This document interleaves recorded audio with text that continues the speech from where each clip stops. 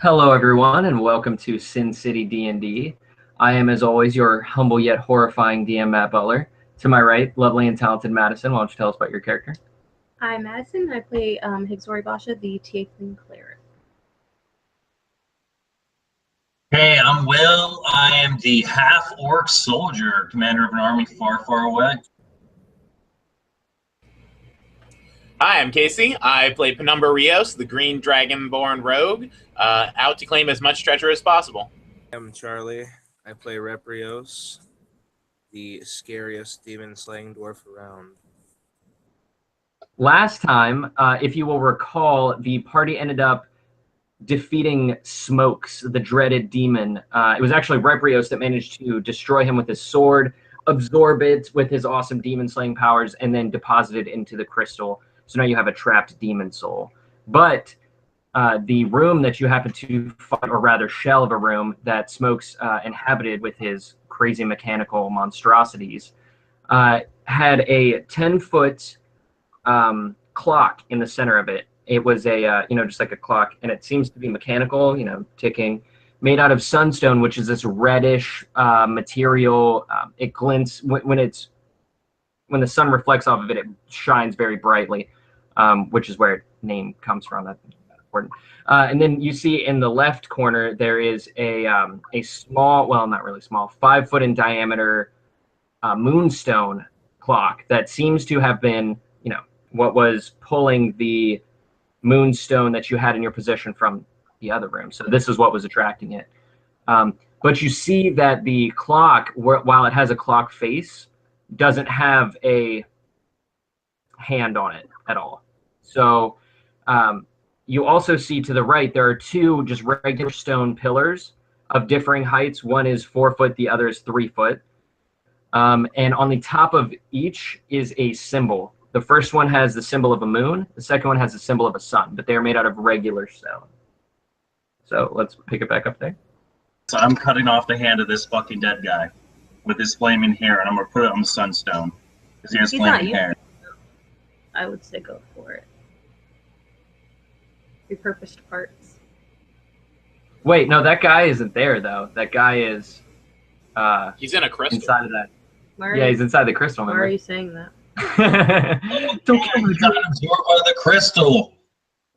Charlie, I need this dude's hand. I need to cut off his arm and put it up there like a. What? Well, you know that the clock is made out of moonstone, so you can probably assume that maybe the little stone that you have might work. Let's try it. You down, Casey? Let's do it. Okay, well, you got the stone, so. Okay, so. You have the necklace. Do you want to? I'm just holding it. What, towards the clock? Yes. Okay, so as you hold the moonstone close to the clock, you see that it begins to morph and mold, and then it turns into the hand of a clock. And then as you put it into the clock itself, it begins to tick. And it keeps time with the other clock. So it seems like both clocks are in alignment. They already have the hour sign. We just need the minute sign. Potentially. Is there a connecting point at the end of the pillars that are standing there? Like something that looks like it would fix onto the clock? No. As far as you can tell, the pillar only has the carved image on top of it. What time does it say right now? It is currently 10 in the morning. Okay. Should we wait till 11 and point each of the hands at the ones? So we should wait till 11:10? Yes, that's 11:05. Right? Yeah. Okay, so you guys do you want to wait until 11? Should I be focusing on the hash marks? Because if the hash marks are really diagonal, then they could be pointing to a certain point in where the hour spot moves, right? Yes. Very, very much so. Yeah, I will say that the notches are important.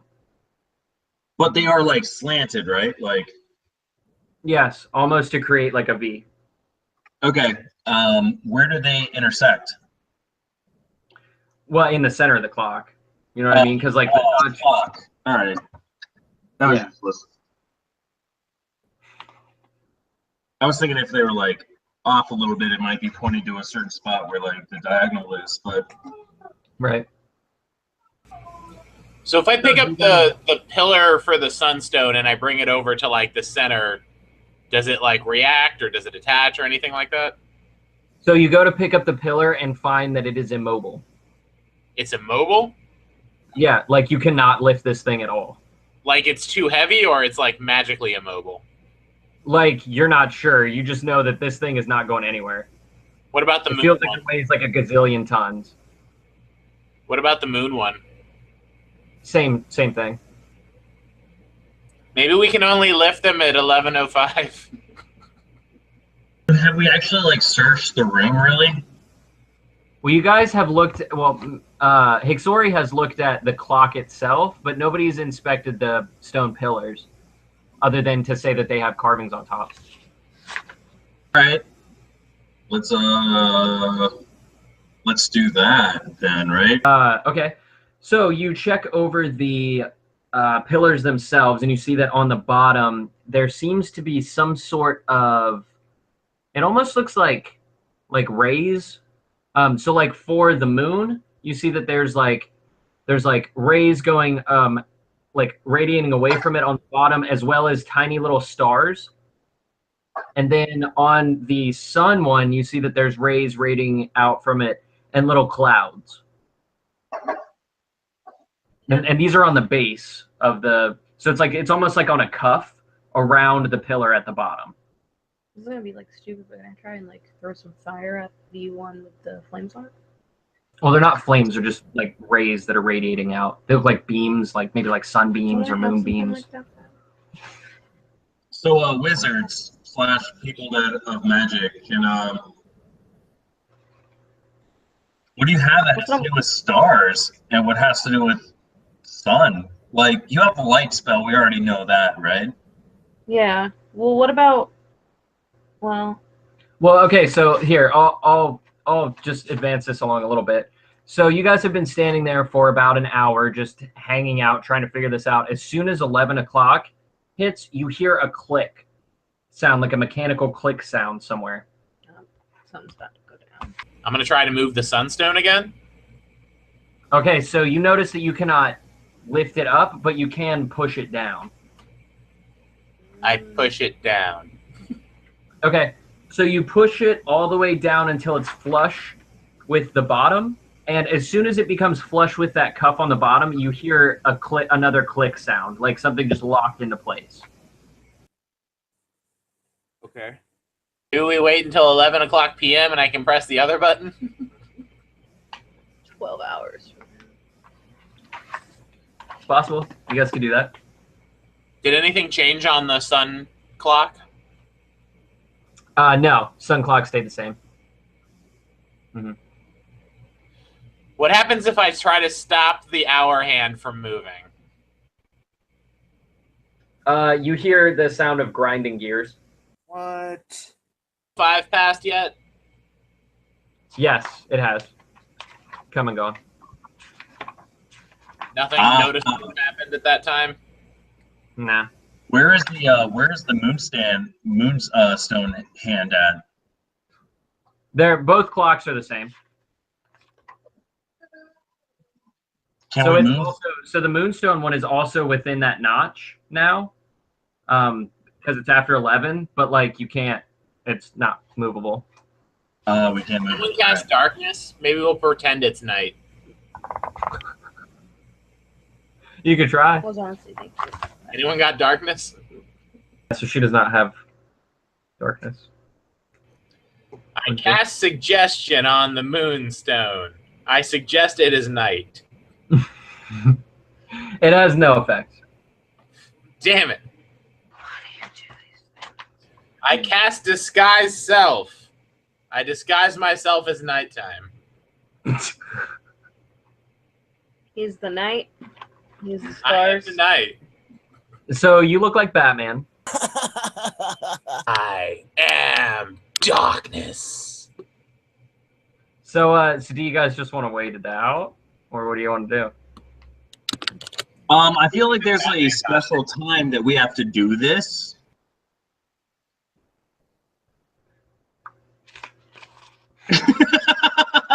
Like, divine So intervention. I really think that it is 11, and then I don't know, man. Like we have to like push the.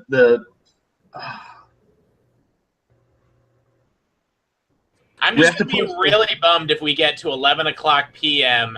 and we push in the moonstone and then the sunstone just like pops out.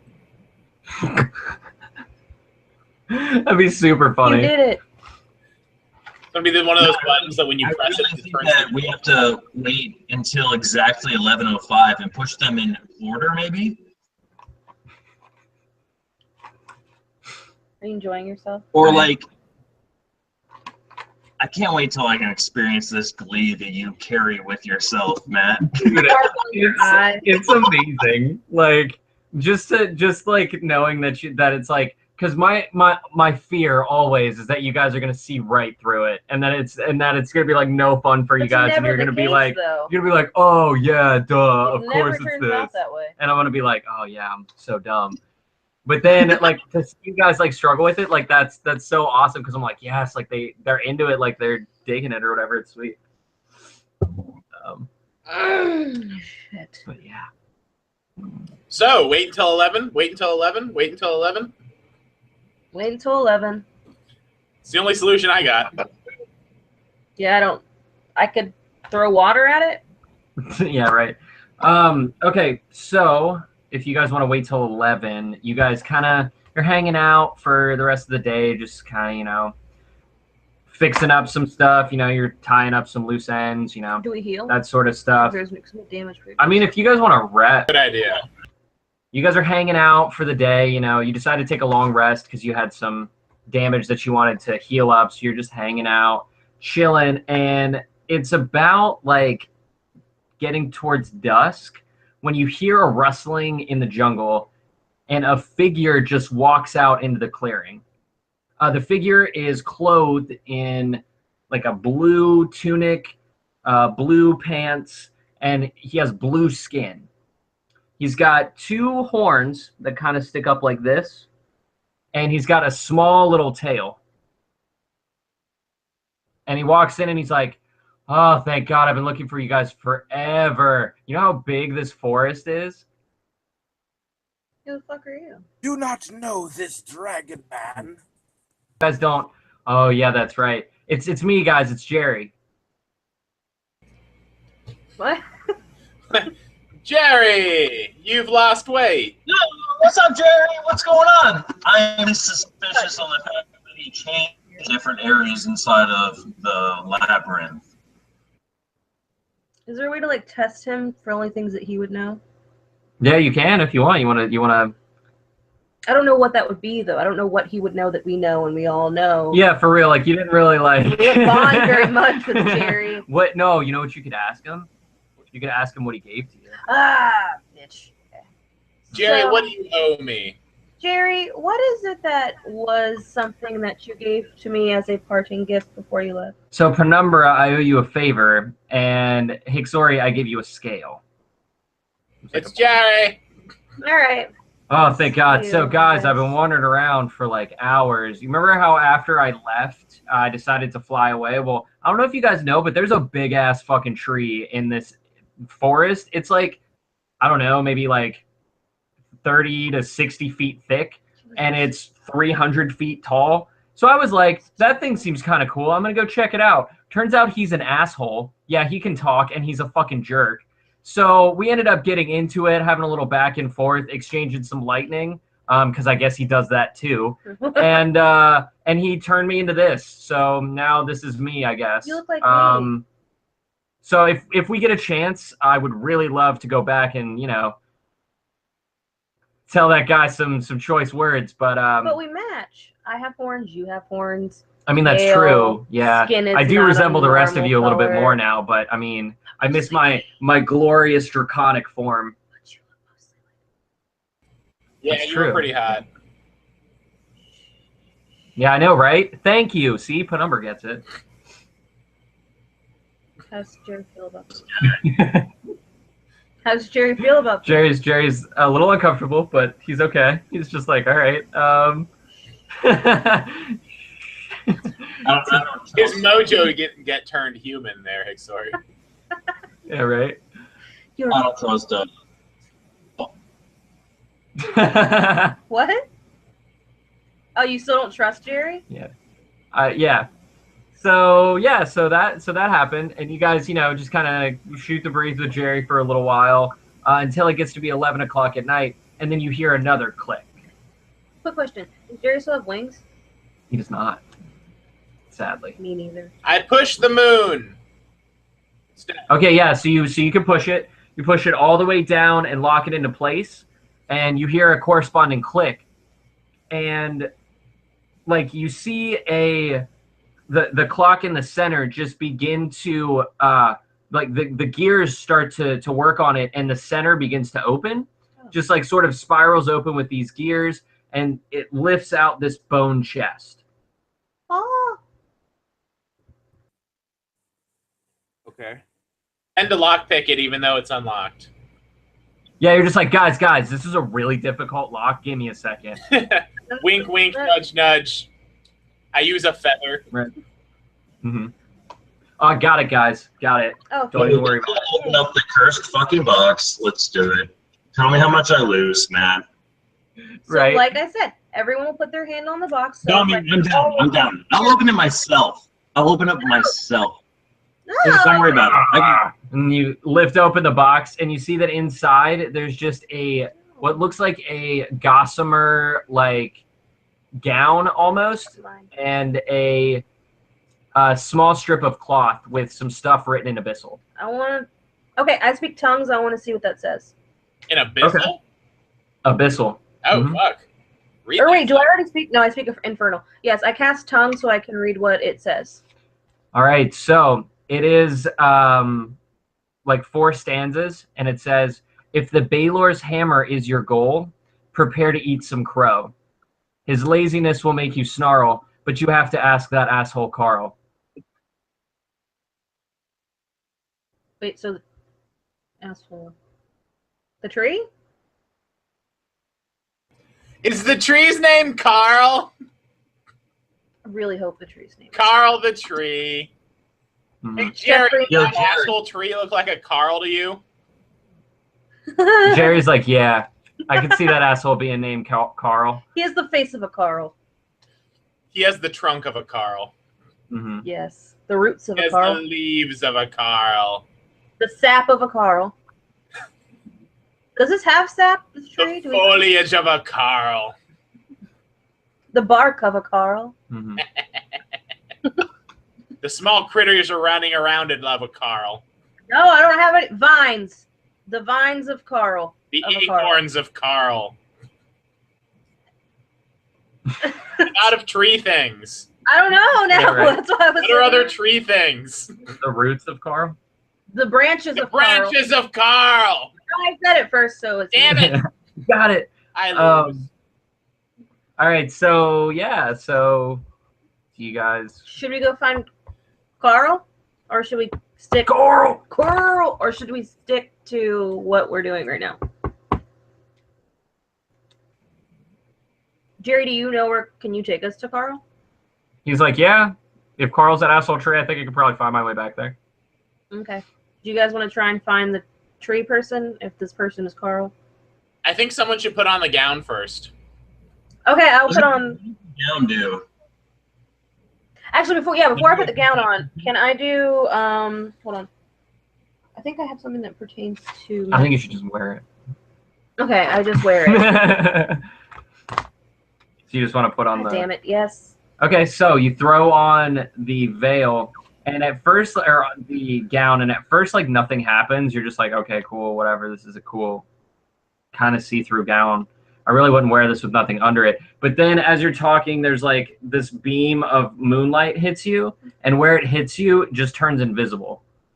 Can't fight the moonlight. Okay. So it looks like you're just like the top half of a person and like the bottom half, but like your midsection is just like Do you look invisible. like a ghost lady? Wait. Ask me if you look fat in it.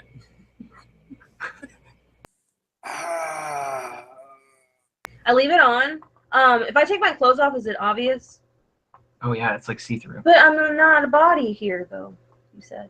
Yeah, my body under the here? moonlight. Only the moonlight. Yeah, only when you're Oh. under moonlight. Okay, Yeah. never mind. No, totally. Just take your clothes. Yeah, it's totally fine. Everything Right. will be Let's fine. make Jerry feel some feelings. Yeah, right. Yeah. Jerry will feel some. Jerry's gonna be like, "Oh no, this humanoid this humanoid form is getting tighter pants." Yeah. Does Stuff's happening, guys. Does I don't that know what's happen happening. often? Where do I buy pants? All right. So you wanna. Yeah, so I keep the gown on. Does it look stupid over my clothes though? No.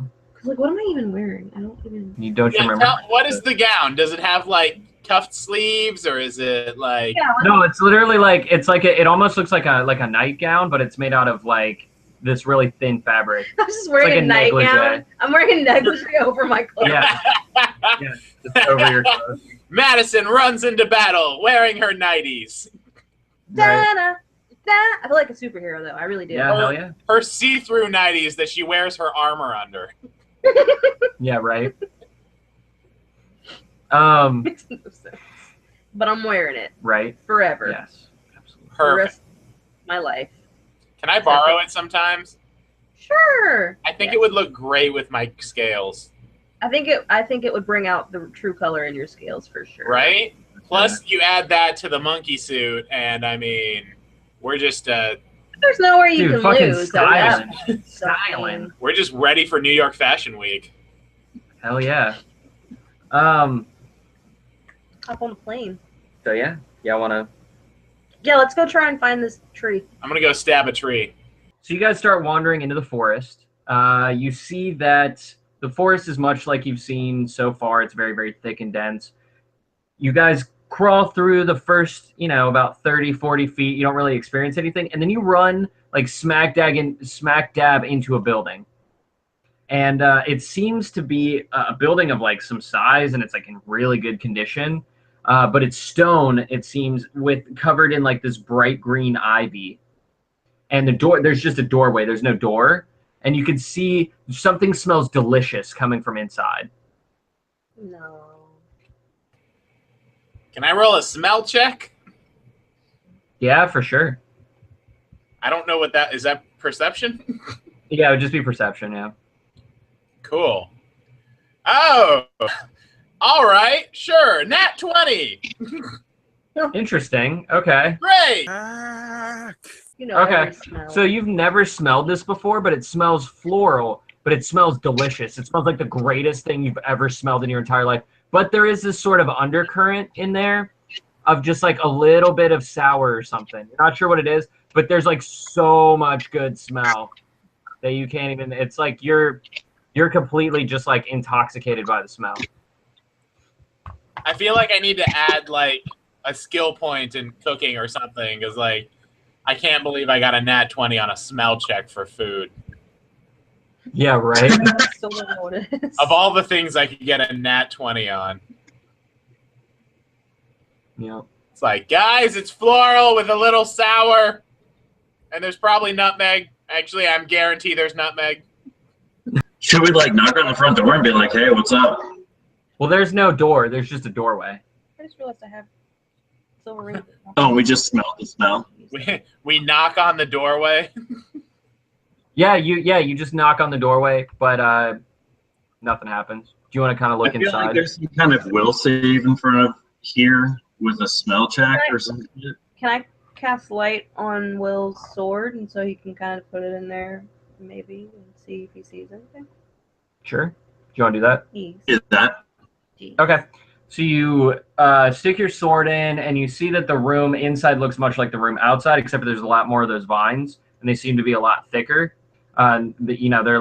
They're bright green, but it's not like they pulsate or anything like that. And then you see that there's, in the center of the room, there's this giant golden flower. It's like massive. It's like 5 feet wide. It's fucking huge petals. And in the center, you can see that there's some sort of liquid in it. So that's obviously where this one is. Yeah. Just walk up to it. Flowers that are large. Do you want to walk up to it? Hopefully. Okay, so where are the rest of you in comparison to Bubbles? Are Are you guys inside the room or are you outside? I'm in the doorway still. I'm gonna activate my regalia and float over the flower. Number's hovering above the flower. Bubbles, you're walking up to it, and Hixsori, you're standing in the doorway. So as soon as Bubbles, you walk up to it, and you look inside of it, like you feel compelled to eat the liquid inside. So make a will saving throw. No. Let's see. Or wisdom saving throw. I just for the 23 to stealthily walk up on it, but the smell is taking me over. It's a what save? Wisdom save. What? Just to resist at the last second, you're just like, something doesn't smell right about this. I don't know. And so you go to start to back away, and that's when the whole room just shivers. And so, Hixsori, make a dexterity save. Oh, god damn it. You take 10 points of damage as the doorway closes in on you Of course it does. and pushes you into the room. So it like, and so then it closes, Hey, and guys. it's like these vines that just wrap over and close. And then you see that the whole room starts closing in, like on you guys. So everybody roll initiative. You guys. Yes. So since everybody did do great on their rolls, the monster is actually up first. Of course. So it starts to close in, and it starts spewing out this like acid out from the flower. So Penumbra and I guess Penumbra and Bubbles, you guys take 30 points of acid damage, but I guess Penumbra, you don't take it because it's acid damage. But Bubbles, you take 30 points of acid damage as it spews out and like covers you guys. I don't take anything? No, because you're. I'm actually a green dragonborn, so I'm immune to poison, not acid. So unfortunately, I take that damage. Oh shit, that sucks. Yeah, so you take some acid. Yeah. Here. For my first turn, I'm going to use Know Thy Enemy, Okay.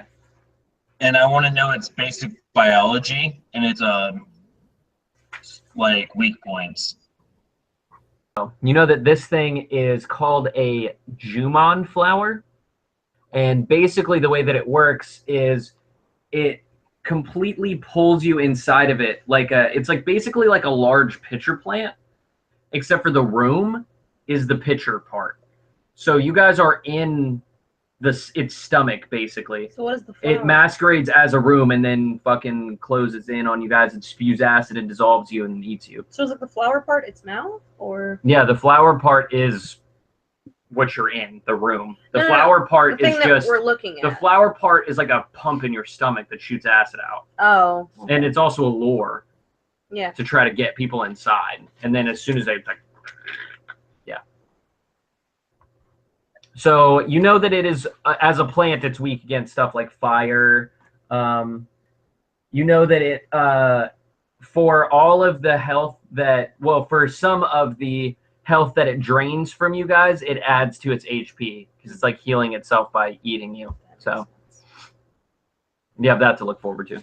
My second attack is my Fire Breath, which does 29 points of damage. Is with my Great Axe. Bubbles comes in and just does this huge spray of fire to just destroy part of the room, and you see that it starts to burn away, and it seems that it takes double damage because of its vulnerability to fire. So you just hear this high-pitched squeal as part of the room just starts to decay into ash.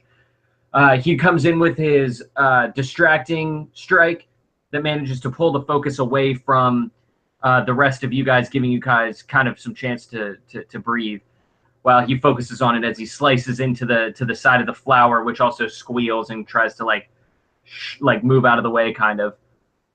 Bubbles the gardener. Bro, I'm a gardener snake, if you will, you dragonborn. Kick it in the balls. Kicking its clamp-like balls. With fire boots? Or vagina. I don't know if it's a male or a female plant. Can I kick it in whichever corresponding genitalia it has? Kick it in. What That would did be the flower, I would imagine, right? You could kick it in the flower. Defoliator vial, which I'm going to just call plant killer, and it does 4d6 to plants. Word. Toss that shit out. So I'm just like, oh. And I throw it at the flower itself. Dude, you had something specifically for this situation. Okay, so you throw the defoliator stuff on it, and it starts to eat away at the plant. And you'd noticed before, like, where it had gotten burned and stuff, it was slowly trying to, like, heal itself. It can't even... It's like this stuff is, like, fucking... What's that stuff? Roundup? And it's just fucking killing that little area. So you can actually see the area is actually growing steadily where you sprayed it. Noise. Yeah. I attacked with my Waveblade sword. Reprious comes in with the sword, slices up part of the flower, and it lets out this shriek as it slowly starts to, like, the part that falls off starts to decay. Just don't forget you have advantage. So if you attack, you get to roll, like, if you roll 2 d20s, you get advantage. Oh, dope. Okay. In that case, I'm going to use my my extra move to throw Jerry a longsword so he can actually do something. So Jerry catches it midair and grabs it. Thanks, man. Appreciate it. And then I'm going to use the advantage roll to attack with my silver harpoon. So you come in with your silver harpoon and stab him right up under, like, at the root system, you know what I mean? Like right under the flower, and it squeals and takes damage, and you see that this ooze, this like greenish ooze starts to come out of it. It looks like almost like blood, but like blood. And then it's Jerry's turn, and Jerry's like, all right, I guess I'm part of this now. So he runs up and he starts attacking with his long sword. Is that how he does it? And it's just like, I don't know how these stupid arms work. And so he comes in and actually manages to hit. And so he starts dealing some damage. Does not that much. He does like 8 points of damage to it. And slices across the side. He's like, I'm helping. Yay! Attack again! Reprious comes in, with his crazy sword, slices up some shit, manages to actually cut a hole in the side of it to where now you can actually see out into the forest, and you can see that it's starting to decay around the edges. This thing is not looking good. It's all like starting to ooze and just like blah. So the plant is not feeling well.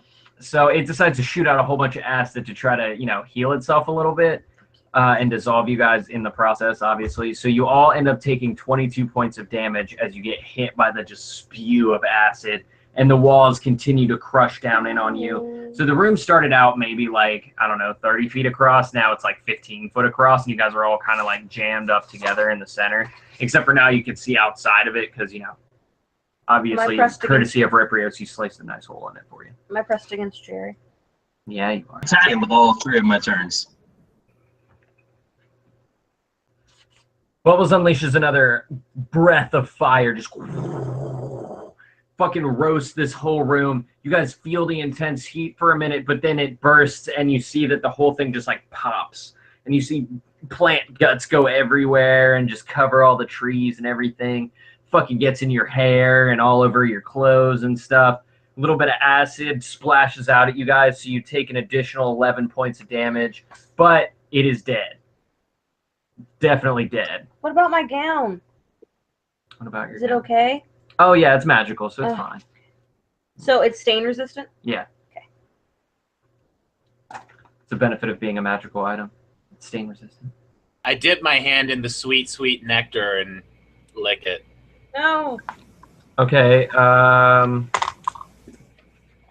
you take 12 points of acid damage. Yeah, why would you do that? It smelled so good. I have a natural curiosity. I thought I liked spicy until I had this. Okay. So. Could we like collect it up and like put it in a hot dog and sell it the next town? You fucking killer, right? Probably. Do we have anything that can hold Spicy hot dogs? acid liquid nectar? Okay. Does anyone have an acid nectar container?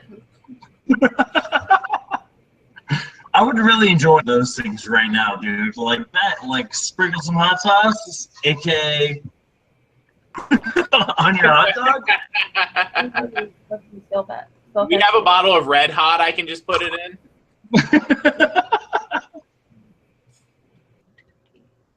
I already got a brand name. Perfect. Right. It'll be sold at barbarian grocery stores everywhere. Corey decided to heal you guys for, what was it, 17? 18 points. 18 points of damage. Yeah. Each. That's also me, right? If it's Mhm. mass. Okay. And then you guys decide that with the rest of this, you just want to continue into the forest. So you continue walking for a little while, and you actually end up back on the path. And Jerry's like, oh, yeah, that's right. Let's just, if we follow this path, we go down. Okay. It leads you almost all the way back to where the ladder is.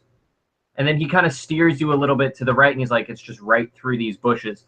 So you guys walk through the little forest area, and you come out into this big open area. And it's like lush grass on the bottom, but you can see that there's little sparks that arc between the grass. And you see that there's a massive, like, he was not kidding. This tree is fucking giant. It's like 60 foot across, 300 feet, if not higher, tall. It stretches all the way out of the valley into like above like the canyon walls and stuff like that. And you see that there is a massive face on the side of it. Like his face is like, his mouth alone is probably like 15, 20 feet wide. Like his face is fucking huge, and it's right there dead center of the trunk. And as you guys approach, as soon as you walk into the area with the electrified grass, you get a little bit of a shock, a little bit of a jolt, but it's not enough to do damage. And it appears that he's sleeping right now. He's just, Wake up, Dooku Tree.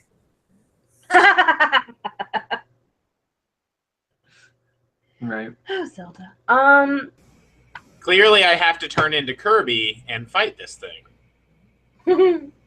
Can I use my sitar to play a gentle song of waking for him?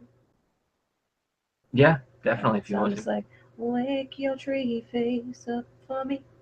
Just please wake your tree face up for me. Okay, awesome. So you do that, and you hear just, and he slowly opens his eyes, and he just looks at you guys, and he's like, the fuck do you assholes want?